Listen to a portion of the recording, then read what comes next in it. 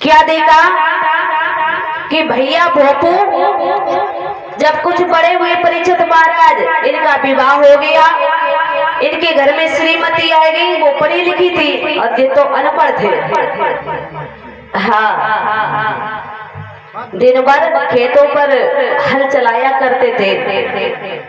हाँ, फिर क्या देखा, जब श्रीमती घर में आएगी परीक्षित महाराज, एक दिन बूढ़ी मैया पड़ोस में चली गई और श्रीमान भी चले गए खेत पर। तो पड़ोसी भैया आए, आवाज लगाने लगे, भैया भोपू, ओ भैया भोपू दरवाजा खोलो।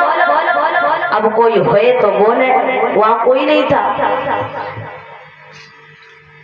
फिर देखा, थोड़ी देर बाद फिर आएंगे, फिर आवाज लगाने लगी, भैया भोपू दरवाजा खोलो। तो अंदर से भाभी जी ने आवाज लगाई, भैया अभी घर पर कोई नहीं है और थोड़ी देर में आना और उनसे मिल लेना आगे। क्या देखा कि थोड़ी देर बाद जब तक सासू माँ आ गई, उन्होंने पूछा कि बिटिया कोई घर पे आया तो नहीं था? तो बहू बोली कि अम्मा कोई आया तो था। कि फिर क्या कह रहा था? कि वो ये कह रहे थे, ओ भैया भोपू, ओ भैया भोपू दरवाजा खोलो। तो अम्मा कहने लगी, तुम काहे नाम ले रही, तुम्हारे उनको ही है, यानी कि पति देव को है। अब उन्हें क्या मालूम कि भोपू किनको नाम। अब परीक्षित महाराज में तो बहुत गुस्सा है जब नाम शुरू की, हमारे पति को नाम भोपू है और जब हम अपने मायके जाएंगे हमारी सखियां पूछेंगी कि तुम्हारे पति को क्या नाम है, तो हमारी कितनी बेइज्जती होगी। वे गई सबसे अंदर कमरे में लेट गई जाके गुस्सा। और जब तक क्या देखा कि थोड़ी देर बाद भैया भोपू आए गए, पहले दरवाजे बांध दिए, हर को रख दिया और अंदर प्रवेश किया। देखा तो अम्मा से पूछने लगे कि अम्मा ये बताओ और घर वाले सब लोग कहाँ गए हैं? कि कौन है? लला है नहीं हुए है। देखो अंदर देखा जाके श्रीमती परीक्षित महाराज लेटी गुस्सा में मार। और जैसे भैया भोपू पहुंचे कि ऑटो की आवाज हो गई, तुरंत वो इधर से करौट लिया, उधर के लिए पलट गई, फिर उधर घूम के पहुंचे, फिर कहने लगी आखिर में बात क्या है? जैसे ही हाथ रखा, खबरदार हाथ लगाओ। तो भैया वो कुछ समझ गए, ऐसा तो नहीं कि अम्मा ने लड़ाई करी हो, ऐसी क्या बात हो गई? अरे जब कोई बात है तो आप हमें बताओ, और जब हमें बताओगी तभी तो हम जानेंगे कि पड़ोसी ने कुछ कहा है या सोनो चांदी बनवे में हमारे गुस्सा परी हो। क्या कितनी बीमार हमारी माता है, अगर सुना दुकान ले जाओ तो आधी बीमारी दूर। वैसे ही भोपू भैया पूछ रहे, लेकिन श्रीमती नहीं बता रही। कुछ देर बाद उठ के बैठी तो श्रीमान पूछने लगे, बताओ तो आखिर में बात क्या है?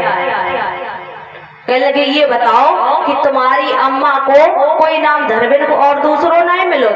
ये तो क्या हुआ? अब भोपू भैया सोच रहे आज कैसे मालूम ही नहीं रह गई, ये तो क्या हुआ, हमारा नाम क्या खराब है?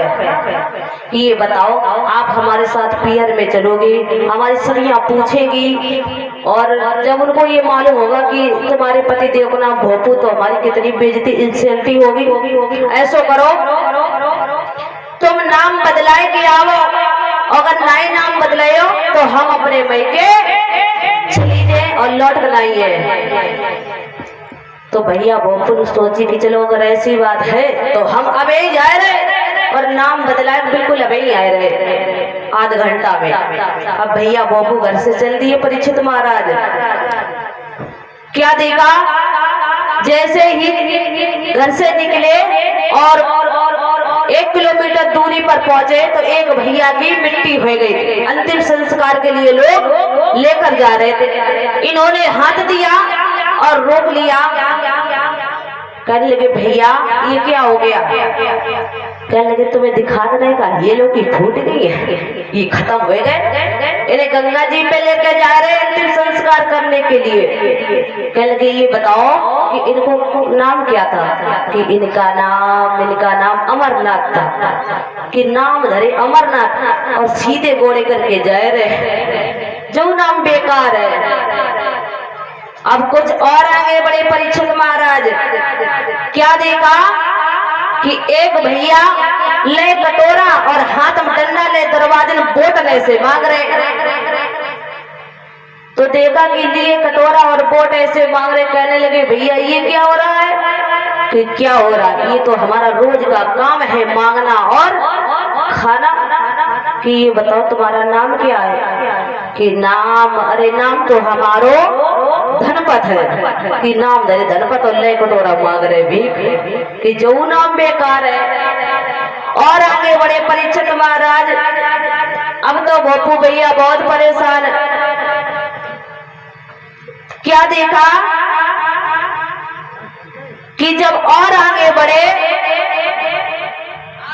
तो एक भैया तलवार लिए और बकरा पे चलाए रहे।